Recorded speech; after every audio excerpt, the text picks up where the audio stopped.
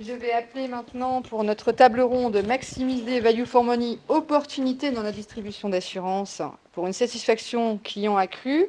Notre modératrice, Muriel Judard, qui est vice-présidente de la commission vie et rapportrice value for money de l'APCAL, au départ. Emmanuel Roch, directeur du développement commercial chez Sogelife. Sylvia Bracaloni, directrice régularité affaires chez Lombard International Assurance. Frédéric Grignan, aide IFA, donc c'est Investment Advisor chez Lille. Nora Toutaoui, de chez Baloise, Head of Pricing and Analytics Non-Life chez Baloise. Carlos Montalvo, partenaire Global Insurance Regulatory Leader chez PwC. Et Cédric Cahuzac, Head of PC Commercial Lines chez AXA Luxembourg. Muriel, je te laisse la parole.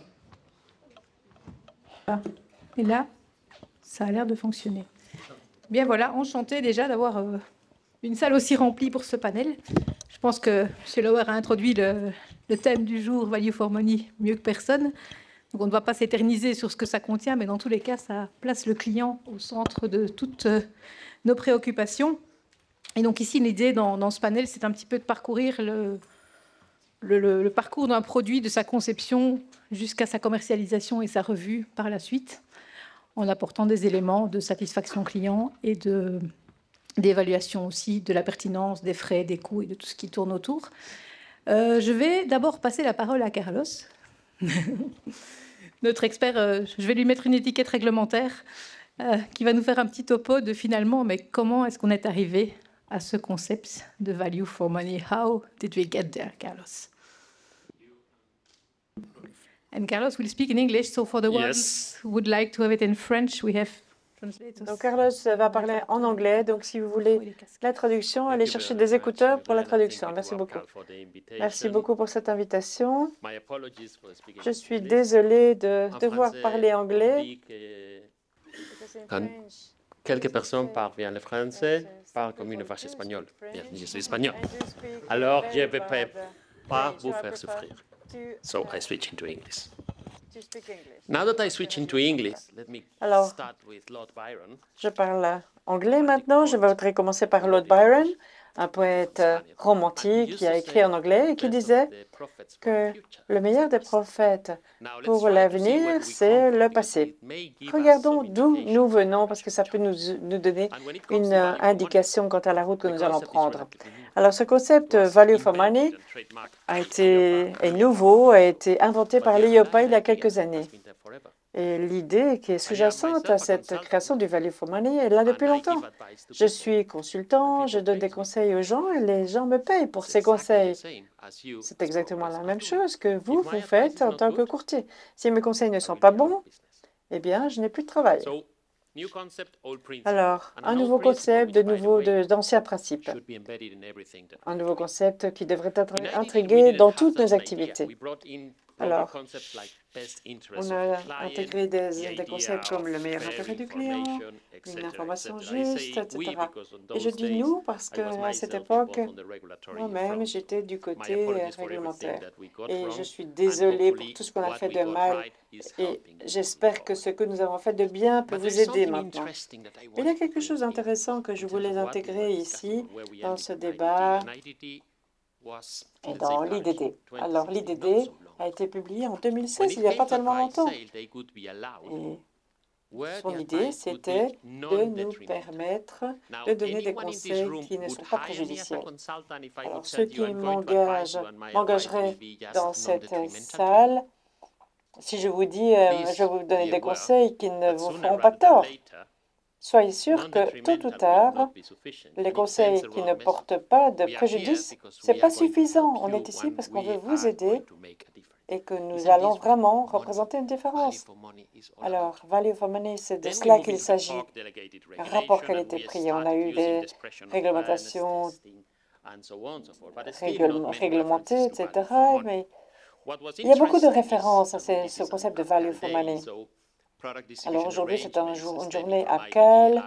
Les projets dans l'IDD, ce sont des choses très intéressantes, vos relations aussi avec le fabricant pour être sûr, pour vous assurer que vous fournissez une valeur ajoutée à votre client.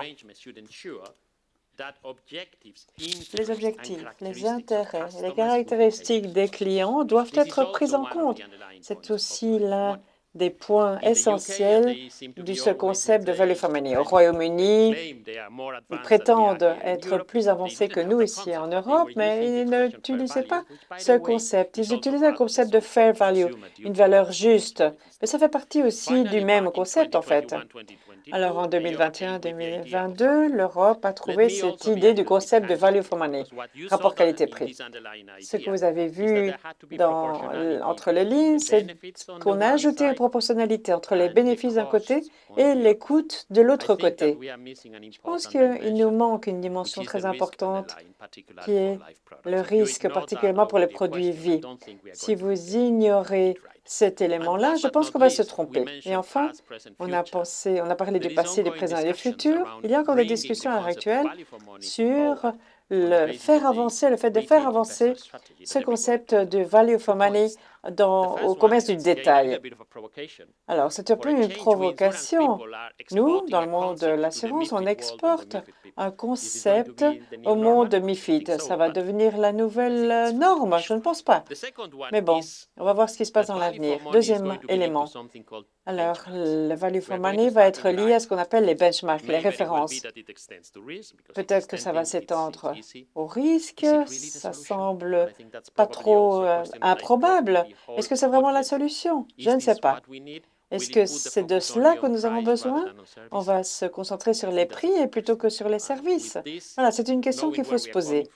Alors, ceci dit, on sait d'où on vient et maintenant, on va voir où on arrive dans le futur. Maintenant, je vous renvoie la parole.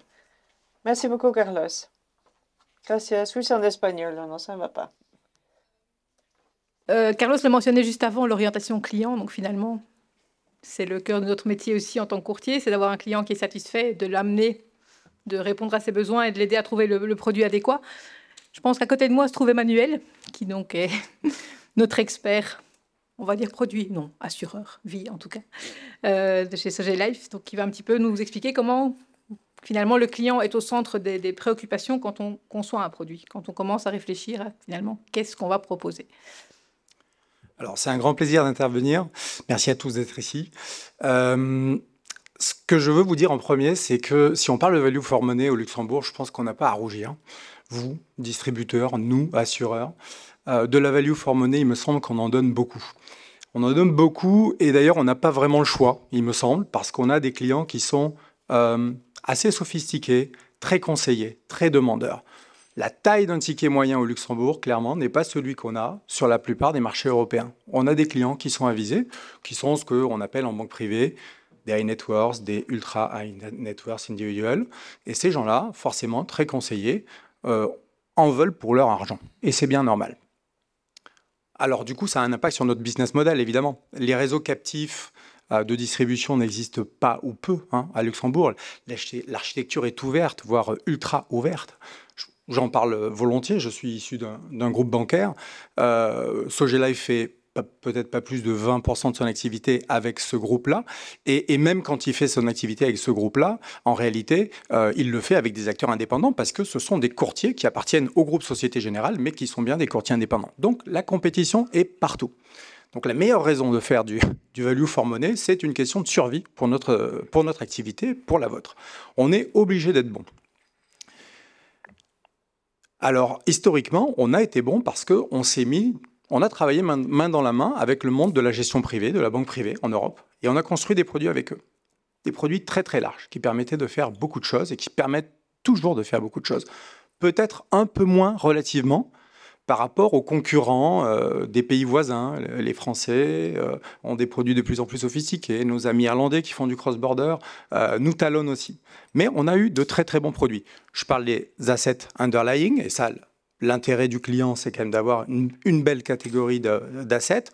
On fait tout à Luxembourg, on fait tout relativement bien, du produit le plus sécurisé, comme le fonds général, par exemple, en euros, aux produits les plus sophistiqués, des hedge funds, des produits de private equity, etc., en passant par la gestion classique, obligataire, actions, etc. Donc tout ça existe de longue date et toutes ces possibilités sont offertes au Luxembourg.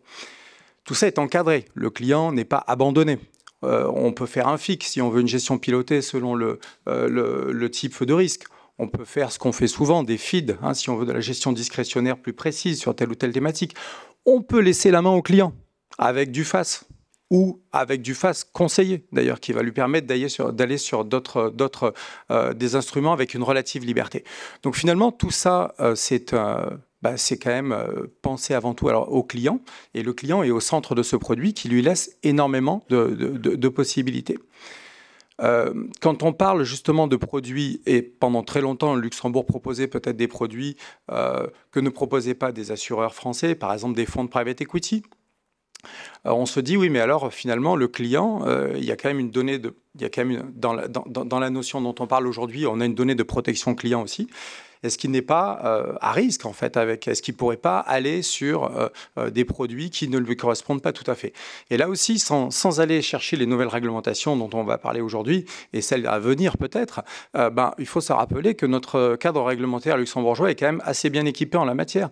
On a des clients qui sont catégorisés en type ABCD de longue date, qui ont des obligations de diversification par type d'actifs. On a des obligations en tant qu'assureur d'information à nos clients qui existent depuis belle lurette. Là, on ne parle pas de la 15.3 qui a déjà quelques années, ni de la 0.8.1, mais bien de la 0.1.8 ou avant. Donc des obligations d'information renforcées d'ailleurs sur des produits dangereux ou qui peuvent être considérés comme dangereux, comme des hedge funds. Donc en réalité, on a plutôt eu de beaux produits pour ce type de clientèle et en les bornant et en faisant en sorte que les accidents arrivent le moins possible. Alors, qu'est-ce qui se passe de nouveau, en fait, avec ces nouvelles réglementations? C'est avant tout une espèce de formalisme pour nous. Il faut qu'on coche certaines cases et qu'on démontre, en fait, tout ce qui vient d'être dit. En matière, pour revenir à la question de Muriel, de conception des produits, effectivement, ça a eu des petits changements aussi.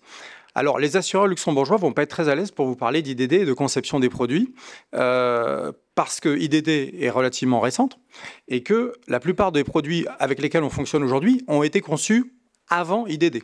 D'ailleurs, le dernier gros changement en termes de réglementation luxembourgeoise, c'était la 15.3 dont je parlais tout à l'heure, de 2015. Donc, tout ça est arrivé par la suite. Alors, je peux vous donner l'exemple de Sogé Life, en tout cas, d'un produit qui a été lancé relativement récemment. Et d'ailleurs, Mark Lauer a fait mention tout à l'heure au label ISR, donc de LuxFlag. Et Sogé Life avait effectivement un des premiers produits labellisés LuxFlag il y a environ 2 ans. Qu'a-t-on fait? En fait, on a fait ce qu'on faisait d'habitude, sauf qu'on l'a formalisé, effectivement. C'est-à-dire qu'on a fait une phase de co-construction avec nos distributeurs. Il faut savoir que Sogé Life ne distribue que via des réseaux de courtiers. Et donc, on les a sondés. On a échangé avec eux sur ce qu'on appelle aujourd'hui le marché cible. Voilà. Et je ne sais pas si on a vraiment fait des tests de commercialisation tels que IDD le prévoit, mais en tout cas, on a testé l'idée avec nos distributeurs et finalement, cette phase de conception est devenue une phase de co-conception avec eux et avec leurs clients. Voilà, un petit peu ce qui a changé depuis l'entrée en vigueur d'IDD et de PRIPS. Merci pour ce balayage, je vais l'appeler comme ça. Est-ce que oui, ça fonctionne toujours? Puisqu'on parlait juste il y a quelques secondes d'IDD, de réglementation, etc., est-ce que, Sylvia, dans le cadre maintenant de cette approche de value for money qui arrive en trame de fond, est-ce qu'il y a des éléments dans la réglementation où on se dit, tiens, il y a un angle mort, là on ne sait pas trop où on va, ou est-ce qu'il y a des choses où on se rend compte qu'on manque peut-être de guidance, ou alors peut-être qu'il y a parfois effectivement un peu trop de guidance, mais voilà, comment est-ce que ça se passe de votre côté? Allora, lorsqu'on s'est vu pour préparer cette table ronde, on avait parlé de vide réglementaire. Et la définition m'avait mis un peu en crise, m'avait un peu interpellée parce que je me suis demandé, est-ce qu'on peut parler de vide réglementaire pour le value for money, c'est une notion qui finalement, à aujourd'hui, comme l'anticipait aussi un peu Carlo, n'est quasiment pas normée. et que pour moi le sera seulement une fois que la RIS, donc la Retail Investment Strategy, le processus d'approbation aboutira à son terme. Donc, ce qui c'est sûr qu'au moment de l'entrée en vigueur d'IDD et de ces règlements délégués, la notion de value for money s'était évoquée de façon assez vague, comme l'équilibre entre coût et retour du contrat au coût et retour de l'arbitrage, ça dans le règlement IBIP, entre coût et retour de l'opération d'arbitrage des investissements sous-jacents. Et c'est seulement au cours des années suivantes que l'EIOPA a eu la possibilité de définir mieux cette notion de value for money. À compter de deuxième semestre 2020, la crise sanitaire a déclenché la nécessité de liquidité, qui a fait craindre à l'EIOPA, donc à l'autorité européenne, des rachats anticipés de Basic Investment Product et le possible décalage, donc mismatch, entre les retours attendus et les retours actuels au moment de rachat. Donc, de contrats unit link. Le fort potentiel, néanmoins, de contrats unit link a généré des retours positifs, a poussé, si bien conçu et bien structuré, a poussé l'autorité européenne à adresser aux autorités nationales des orientations pour les supporter, pour les guider dans leur daily job, et donc de juger, comment évaluer si un produit a été conçu pour donner un retour équilibré aux preneurs qui ont décidé de le souscrire. Et c'est justement de ces guidelines, j'ai fait référence notamment au Supervisor Statement de l'automne 2021 et du Methodology on Assess of Value for Money de l'automne après. Et donc, en lisant dans ces deux documents, pour moi, les compagnies d'assurance peuvent retirer des éléments des éléments utiles pour intégrer leurs procédures internes de Product Oversight Governance et donc pour donner de la substance à leurs calculs.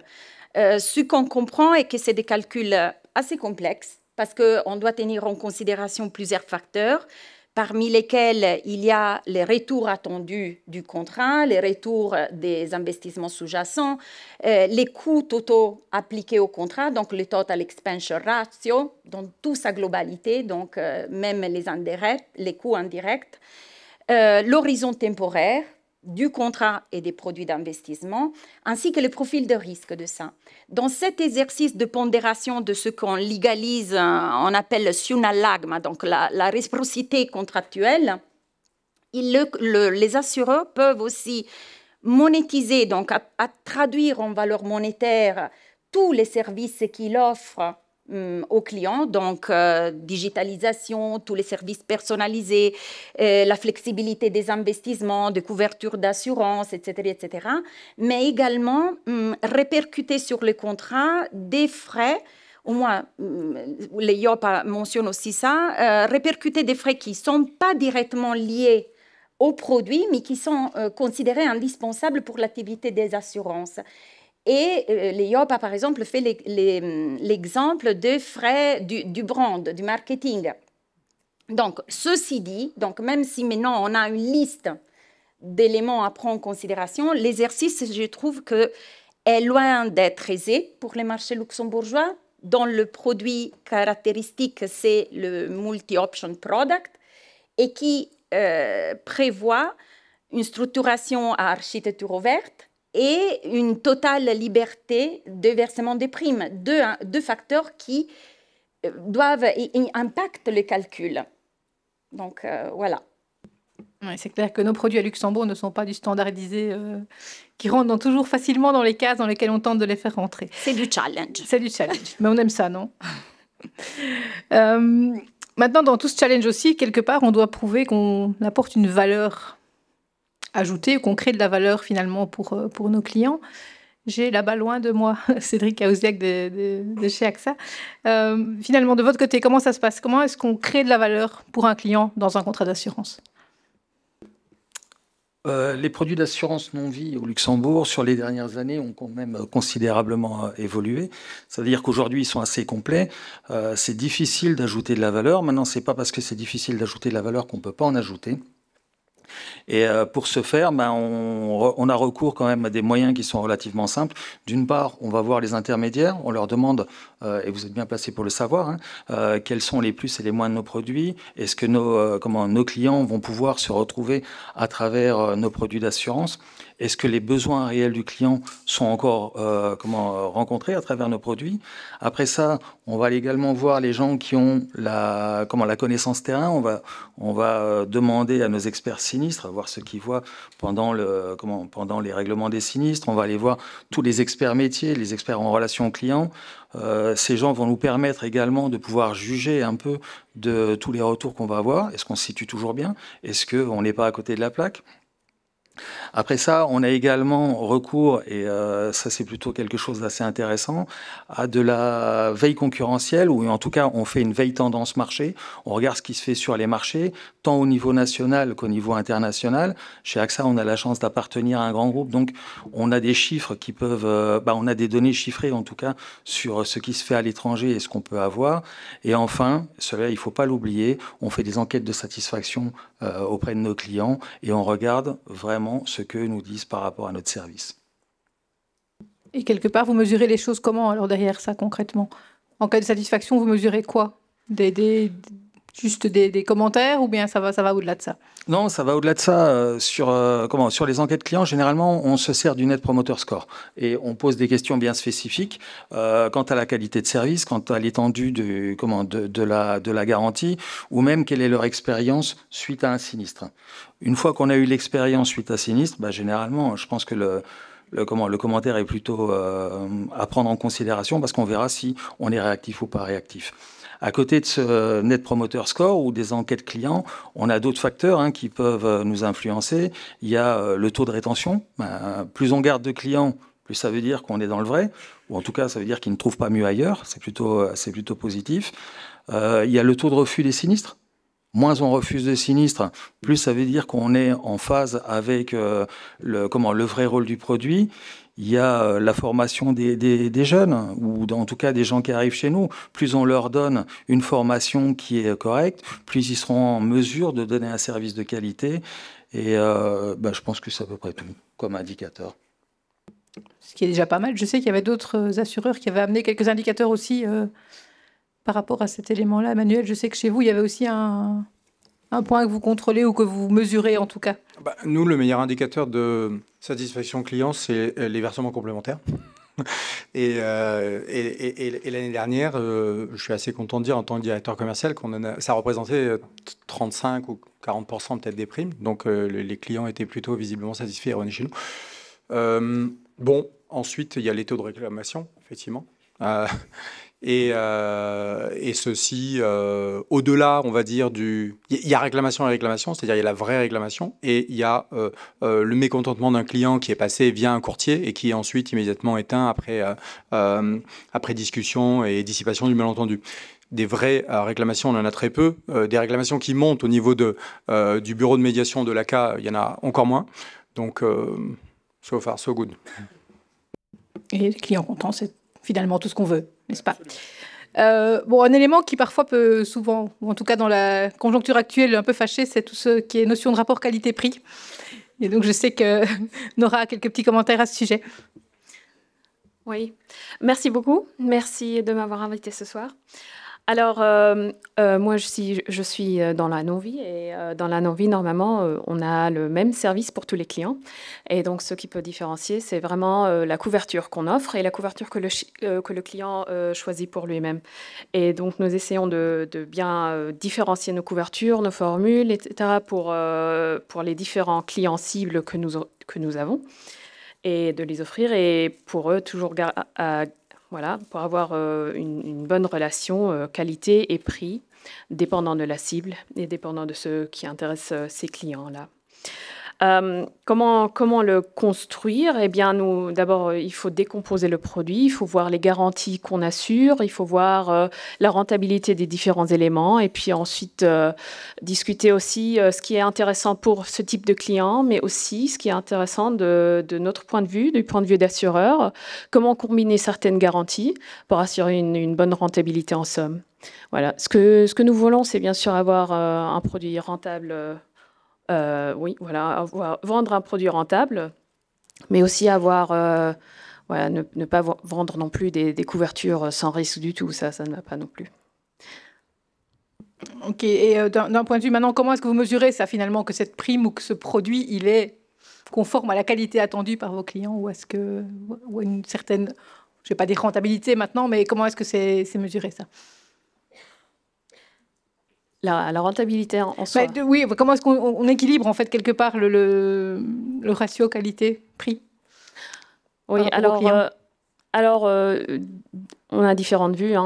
En général, bien sûr, en non-vie, c'est le S sur P que nous allons mesurer, donc les sinistres par rapport aux primes. Mais d'autre part, ce que nous regardons aussi du point de vue client, c'est le multi-équipement du client. Donc, pour voir aussi s'il est vraiment intéressé à être un client complet chez nous. Ça, c'est un point très important pour nous. Merci. Bon, on a quand même un banquier autour de la table aussi, donc on va faire un peu de finance. On va d'abord un petit peu aborder la politique européenne, finalement, aussi en matière de coûts. Tout ce qui est banque centrale, tout ce qui est projection financière, analyse, etc. Voir un petit peu comment tout ça s'inclut aussi dans Value for Money. Donc, je vais d'abord céder la parole à Carlos, qui va venir un petit peu brosser le tableau au sens large, et puis on passera la parole à Frédéric, qui va venir mettre un peu tout ça dans le concret de la gestion et du monde financier bancaire. Thank you, Muriel. Merci, Muriel. Je pense que c'est une question très pertinente pour nous tous parce que c'est quelque chose qui est évident, c'est le contexte. Donc, s'il y a 3 ans, vous me vendiez un produit à garantie à 2%, je l'aurais trouvé formidable, un bon produit, très bien. Aujourd'hui, si vous revenez avec le même produit et je traverse la rue, je vois que ma banque me donne 3% pour un dépôt, alors peut-être la proposition de valeur qui est couverte, alors n'est pas forcément la même. Et donc, soyons honnêtes, nous avions des taux assez bas il y a quelques années qui étaient suffisamment intéressants et un impact important. Et avec des taux bas, personne ne voulait offrir des produits. Et donc, avec des taux bas, et je suis sûre que c'est peut-être, ça prête à controverse, mais même dans le secteur financier, au niveau sectoriel, il y a certains aspects qui avaient une influence assez importante, mais les taux bas avaient du mal à être rentables pour les clients. Et donc, si c'est une activité commerciale, c'est assez légitime de vouloir faire de l'argent. Et donc, il faut faire le même montant d'argent, et dans ce cas, il faut augmenter le taux de risque. Et le risque est quelque chose qu'il ne faut pas sous-estimer. C'est quelque chose, et il faut tenir compte donc de l'aspect monétaire. Et dans le produit qui est offert, cela a un impact. Nous avons donc l'offre et la demande qui jouent. Nous avons des conséquences par rapport à la concurrence également. Si on regarde au sud de l'Italie, par exemple, la proposition de la valeur était parfois importante il y a 3-4 ans, et ce n'est pas forcément le cas maintenant. Et il y a maintenant, je ne vais pas parler d'éléphants dans la maison de verre, mais c'est l'inflation, et l'inflation affecte la value for money. On regarde la situation actuelle, et donc je me concentre non seulement sur les produits vie, mais non vie également. Mais hier, hier, on a publié les données concernant l'inflation et la situation. Et je vous invite à lire, mais je pense qu'il y a la distribution des coûts, différents facteurs. Nous savons que cela influence la value pour money parce qu'il y a donc l'environnement qui joue, l'inflation qui joue également.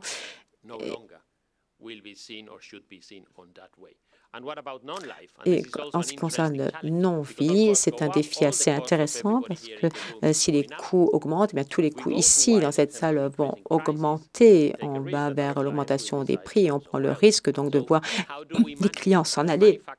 Donc, comment est-ce que l'on gère donc le problème auprès des distributeurs? C'est une autre question. Alors, on a besoin de s'aligner en disant, bon, c'est raisonnable, c'est quelque chose que l'on peut prendre en compte en augmentation, etc., par exemple. Et donc, on commence à travailler ensemble.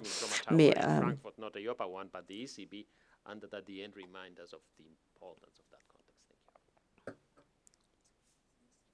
merci. Des investissements. Ouais, alors comment on gère tout ça? Alors, j'ai à la fois la difficulté à agir parce que je ne suis pas gérant financier, je suis responsable d'un desk tiers gérant, mais ce qui me permet de voir aussi ce que font nombre de tiers gérants aujourd'hui.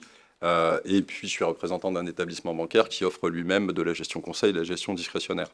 Je crois qu'il est important, et c'est peut-être un peu scolaire ou universitaire de le rappeler, c'est que lorsqu'on parle de gestion de portefeuille, l'objectif est de battre l'inflation, puisque en fait, on peut évidemment avoir ce syndrome d'illusion monétaire avec des rendements nominaux attractifs, mais ce qui compte avant tout pour nos clients et les souscripteurs des polices, c'est d'obtenir des rendements réels qui sont positifs.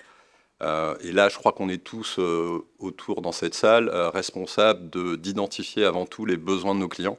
On parle de value for money, mais en fait, c'est quelle est la valeur que les clients donnent au risque et comment ils l'apprécient. Et donc, la question, c'était aussi par rapport au contexte aujourd'hui, mais je crois que cette question-là en permanence, de savoir en fait comment réagissent nos clients, quels sont leurs facteurs de stress, quels sont leurs besoins, et leurs espérances de rendement et quel niveau de risque réel ils acceptent.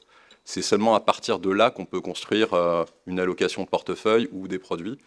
Emmanuel a rappelé l'ensemble des produits qui sont disponibles aujourd'hui au sein de l'assurance vie. Ils sont très larges.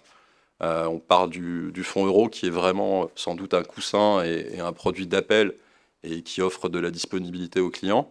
On a ensuite le multi-support et là, c'est plus soit le souscripteur lui-même qui peut faire son panachage, soit vous en tant que courtier aussi qui pouvez l'accompagner. Et puis des produits avec le FAS, où on peut apporter beaucoup plus d'innovation, plus de risques aussi. On a évoqué la question du private equity. En introduction, M. Lauer parlait aussi de ESG. Ces critères s'intègrent aujourd'hui, et Emmanuel, tu le disais aussi, s'intègrent pleinement dans l'assurance vie. Et c'est des facteurs clés parce qu'on parle d'un produit qui est un produit d'investissement à long terme, pas d'un produit opportuniste. Donc évidemment, dans une allocation, on peut saisir des opportunités. Ça va être surtout la responsabilité des gérants que vous sélectionnez de saisir ces opportunités de marché. L'inflation en est une. Elle ouvre des perspectives sur des produits structurés avec la capacité de faire du capital garanti sur différents sous-jacents. Elle permet aussi de faire des produits buy and hold au travers de la classe obligataire. Mais il y a aussi d'autres innovations et d'autres enjeux auxquels nous devons répondre. Les enjeux sociétaux et écologiques ont été évoqués et ça peut se faire soit au travers de fonds qui sont labellisés sur du côté ou du non-côté aussi, puisqu'on a évoqué que ce soit au travers du FAS ou du FID, le private equity. Et le private equity, c'est aussi aujourd'hui des fonds qui investissent dans les infrastructures, dans les énergies renouvelables, comme dans les entreprises. Donc il y a vraiment un large spectre d'investissement qui est disponible au travers du contrat. Maintenant, la clé, c'est vraiment avec nos clients de déterminer leur profil et quel niveau de risque ils acceptent. Et je crois que c'est quelque chose qui se fait pas seulement au moment de la souscription du contrat, mais qui est permanent. Et c'est comme ça qu'on peut faire évoluer l'allocation d'un portefeuille et faire évoluer un mandat de gestion aussi. Merci. On a été un peu ambitieux en préparant ce panel, donc on a des questions pour à peu près 2 heures. Donc on va devoir un petit peu raccourcir. Cédric, je vais aller vers toi maintenant, puisqu'on parlait d'inflation et finalement d'adaptabilité. Comment est-ce que ça se passe en assurance non-vie? Comment est-ce qu'on gère finalement la flexibilité des produits pour les adapter justement à ce monde qui change d'un point de vue financier, mais aussi malheureusement climatique? Okay. Les produits d'assurance non-vie, en tout cas pour beaucoup, ont déjà des mécanismes, étant donné qu'ils ont évolué, ont déjà des mécanismes qui permettent de s'adapter. On va prendre ne fût-ce qu'un exemple que tout le monde connaît, c'est l'indexation des capitaux sur les contrats d'assurance habitation. Donc ces contrats, ces index, permettent, avec l'évolution des coûts de la vie, d'ajuster en permanence les valeurs des biens assurés. Et ça reflète réellement le quotidien des gens. Il y aurait un deuxième facteur qui existe, c'est dans les contrats d'assurance responsabilité civile pour les professionnels, on a la régularisation des primes. Donc tous les ans, en année N+1, on reprend l'entièreté des éléments qui vont nous permettre de juger de la prime qu'aurait dû payer le client, et on va adapter la prime à sa réalité économique du moment. Donc, les contrats sont déjà équipés. Maintenant, si on a des contrats qui ne sont pas équipés, ou si on voit que les besoins sont différents, alors on va faire une revue du produit, où on va carrément revoir le produit et en refaire un nouveau. Merci. Peut-être Nora, si tu veux ajouter quelque chose sur ce même sujet. Merci. Merci. Oui, en effet, j'aimerais bien ajouter, c'est la spécificité des contrats non-vie, donc généralement plutôt l'horizon d'une année dans les contrats. Donc, on n'inclut pas autant d'inflation comme... on ne regarde pas aussi longtemps comme dans les contrats non-vie, dans les contrats de vie. Et puis, on a le mécanisme, justement, certains mécanismes que Cédric avait déjà mentionnés. Et puis, en plus, des mécanismes, si la gestion du portefeuille, en somme, ne suffit pas, ensuite d'augmenter les primes en portefeuille et aussi les nouveaux tarifs, si c'est nécessaire. Et puis ça, comme Carlos le disait, c'est toujours en bonne discussion avec, avec tous les responsables de l'entreprise, avec ceux qui connaissent le marché aussi, pour bien voir quelles pourraient être les réactions et qu'est-ce qu'on doit vraiment faire, dans quelle direction est-ce qu'on ira. Ce que j'aimerais quand même porter l'attention tout juste à une petite partie quand même en envie. On a quand même des portefeuilles qui sont fixés quand même à long terme ou qui portent des risques vraiment à une longue durée. Et là, ce qui est assez nouveau en envie, c'est vraiment de regarder beaucoup plus strictement toutes les courbes d'évolution d'inflation qui avant, alors on en vit quand l'inflation est stable, tout est bien calculé, etc. Et qui, maintenant, on doit vraiment revoir, refaire, et puis ça a vraiment des fortes conséquences dans certains types de produits, notamment professionnels, les RC professionnels, etc., à côté de la régularisation.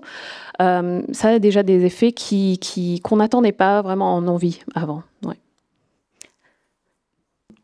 Merci. Emmanuel, je pense aussi, d'un point de vue maintenant, je veux dire, durée d'un produit. Comment est-ce qu'on détermine si un produit doit être conservé pour 1 an, 5 ans, 10 ans, 50 ans ? Nous, en tant qu'assureur vie, il n'en échappe à personne que dans le mot assureur vie, il y a vie. Alors, c'est pas qu'on veut vous garder à vie et vous verrouiller à vie, mais vous avez intérêt la plupart du temps à rester longtemps. Vous avez simplement intérêt à rester longtemps parce que dans un monde normal, les placements long terme rapportent plus que ceux à court terme. Alors, attention, je sais qu'IDD, les régulateurs présents, passés, sont là pour nous rappeler, oui, mais attention, vous ne devez pas abuser de ça en augmentant exagérément des frais d'entrée, des frais de sortie, ou même des frais de gestion en se disant vous allez refaire un rendement sur la durée du temps qui va effacer tout ça. Je crois que ces pratiques-là n'existent vraiment que marginalement à Luxembourg, pas chez nous en tout cas. Et en tout cas, en ce qui concerne l'horizon vie, le commentaire de Carlos était très intéressant tout à l'heure. Effectivement, on trouve aujourd'hui des produits court terme et on peut avoir des clients qui sont mal conseillés et qui vont faire aujourd'hui des arbitrages, sortir d'un contrat d'assurance vie sur du fonds général pour aller acheter un DAT par exemple à 6 mois et avoir un rendement supérieur. Mais justement, voilà, c'est malgré tout un mauvais conseil parce que si la value for money à l'instant T, effectivement, elle est challengeable, quand on regarde et qu'on ouvre l'horizon temporel et qu'on regarde ce qui se passait il y a 1 an sur ces mêmes produits et qu'on regarde et qu'on anticipe ce qui va se passer dans 2, 3, 4 ans, etc., la photo finish finalement pour ce genre de placement long terme sera toujours réellement meilleure. Donc ça, c'est très important. Ce que je voulais vous dire également, c'est que je pense que le contrat luxembourgeois est vraiment l'enveloppe pour le long terme, faite pour le long terme, simplement parce qu'on peut tout faire et tout défaire dans un contrat d'assurance vie luxembourgeois. On peut changer la banque dépositaire, on peut changer l'asset manager, le gestionnaire du FAS, on peut changer le courtier, évidemment, vous en faites parfois les frais ou de temps en temps c'est dans votre sens, mais je veux dire par là que le contrat peut accompagner les besoins du client vraiment dans du très très long terme et souvent sur du transgénérationnel. Ok. Ça va, j'ai encore un petit peu de temps ? Un petit peu de temps. On va revenir un petit peu peut-être sur un volet, je ne vais pas dire réglementaire, mais c'est de se poser la question avec Sylvia aussi, finalement, comment est-ce qu'on s'assure que le processus de vente d'un contrat, il est conforme? Quand on est un assureur, comment est-ce qu'on s'assure que tous les petits maillons de la chaîne, je veux dire, font leur travail correctement et qu'au final, tout est fait, je veux dire, dans les règles de l'art? Allora, il faut revenir à faire marche arrière un instant sur la conception du produit. Bon, moi, je prêche ma cause. Hein. Il faut bien connaître tout. Pour moi, une étape essentielle de la conception, c'est bien connaître une connaissance accrue de la législation et de la réglementation qui est applicable au contrat et les normes d'intérêt, les règles d'intérêt général du pays de résidence au moment de la souscription du preneur, si ce pays est différent du pays de la loi choisie. On sait très bien que pour ce qui concerne le value for money, parce qu'on avait essayé de se limiter à ça, la partie sur la rémunération et les inducements, c'est la partie des dispositions IDD que a les plus donné à des transpositions nationales différentes et variées. Il y a des pays qui ont interdit les commissionnements, d'autres pays qui l'ont interdit pour certains produits et à certaines conditions. Il y a des pays dans lesquels il y a eu une mifisisation, vous avez compris, du régime des inducements et ceux qui, par contre, ont transposé tel quel l'IDD tout en adoptant des mesures de transparence et des obligations d'information plus ou moins accrues. Ce qui reste pour moi commun à tout, c'est, pour le value for money au moins, c'est une analyse solide de la structure tarifaire du produit. Ça fait partie du daily d'un régulateur affaires, ce de vérifier au moment de la conception que la tarification du produit arrive bien à gérer le conflit des intérêts et arrive à garantir qu'il n'y a pas de qu'il y a une analyse qui est impartiale, dépourvue des logiques commerciales et qui garantit aux clients qu'il n'y a pas, aux souscripteurs, qu'il n'y a pas de duplication de frais, de coûts, qu'il n'y a pas des coûts qui sont non liés à des services offerts et donc qui donnent un retour équitable. Voilà. L'EIOP est arrivé à clarifier aussi dans ces documents qu'on a mentionnés tout à l'heure que les coûts et les retours doivent être positifs. Donc, et je trouve que cet élément a été déjà intégré un peu dans la réglementation nationale luxembourgeoise avec la circulaire 22.1, dans laquelle on a déjà prévu dans les communications, dans les notifications sur les bases techniques, en fait, des coûts très détaillés, toutes des informations sur les coûts très détaillés. Et je m'arrête parce que je pense que Nathalie... Oui, elle va nous couper les micros bientôt. Pas du tout. En fait, on a préparé cette table ronde. On s'est rendu compte qu'on pouvait parler des heures de value for money, de tout ce qui est déjà en place et tout ce qu'il faut mettre en place. Et effectivement, on est un peu limité. Sinon, on fera value for money deuxième round l'an prochain. On refait value for money l'année prochaine. On a de la base. Et je voulais laisser... C'est ça, je voulais laisser un peu de temps pour les questions, s'il y en a. Ah. On a un téméraire.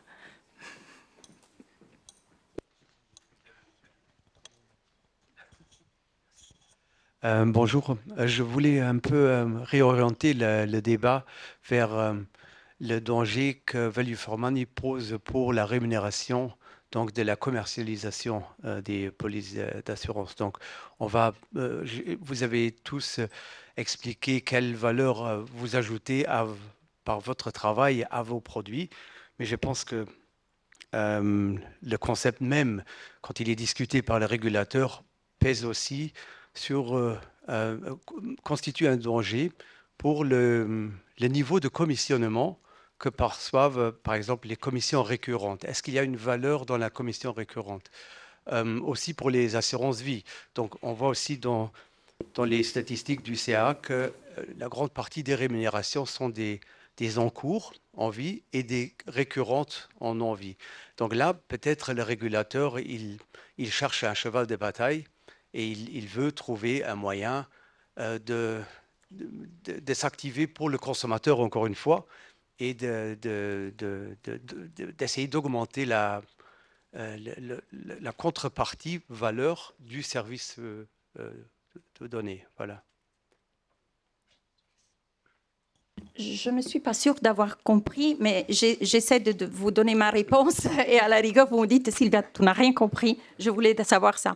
Alors, pour moi, les frais d'administration, donc les frais récurrents et le challenge qui est maintenant à l'ordre du jour, donc le value for money, c'est un exercice qui, comme tous les exercices, sont embêtants tout au début, mais qui finalement permet à l'assureur de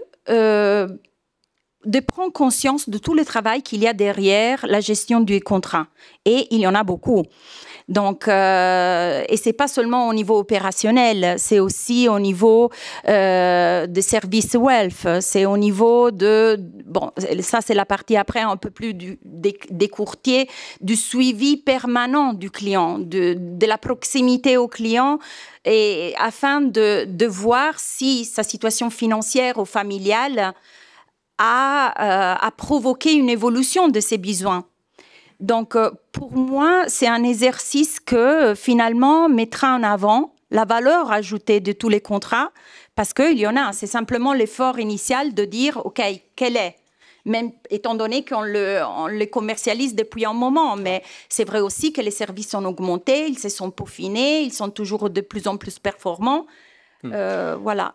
En tout cas, je ne pense pas qu'il faille être inquiet parce que l'exercice, on le fait déjà en réalité. Ce que je comprends de la value for money, c'est que chacun doit être rétribué pour son travail et pour ce qu'il amène à un juste niveau. Quand on a fait les KID PRIPS à Luxembourg, lancé nos KID PRIPS, on avait été un petit peu bon élève ou naïf, je ne sais pas comment appeler ça. On a eu tendance à mettre dans nos KID PRIPS les frais maximum. Et souvent, nos contrats autorisent des frais maximum qui sont assez élevés. Du coup, on avait vraiment des photos précontractuelles horribles, en fait, et qui ne reflétaient pas la réalité. En réalité, quand on a comparé ça avec le reste de l'Europe, je pense qu'il y a eu des échanges au niveau de l'ACA et le CA aussi est intervenu. On s'est aperçu que quand on était challengé par le régulateur européen, que finalement, on était complètement dans les clous, voire mieux que des marchés voisins, et avec, je pense, le corps discours de tout à l'heure, une valeur ajoutée au niveau des produits luxembourgeois qui reste globalement supérieure à la moyenne.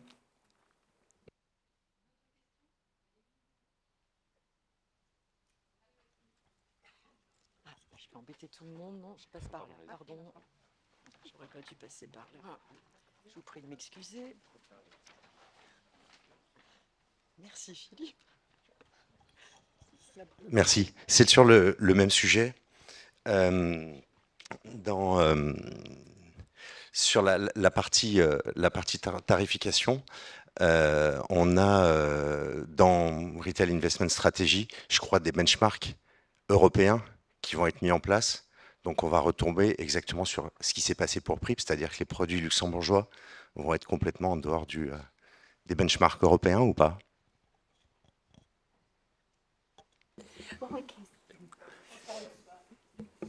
Puis, j'ai juste un autre point qui viendra après. Ouais. Dans Retail Investment Strategy, est-ce qu'il n'y a pas un concept de vendre le produit le moins cher aux clients? Maybe on Retail Investor Strategy and the idea of the benchmark. Alors pour la stratégie de détail, le point qui est en débat au niveau politique, c'est ce que vous dites. Est-ce qu'on a besoin de davantage de granularité? Combien de benchmarks nous faut-il en fin de compte? Est-ce qu'on est responsable? Est-ce que c'est un benchmark responsable, etc. C'est une très bonne question parce que parfois, finit par comparer des poires et des pommes. C'est un exercice pédagogique qui va exactement dans ce sens. Alors, Nathalie, il me reste 2 minutes? Oui. Alors, revenons-en aux racines.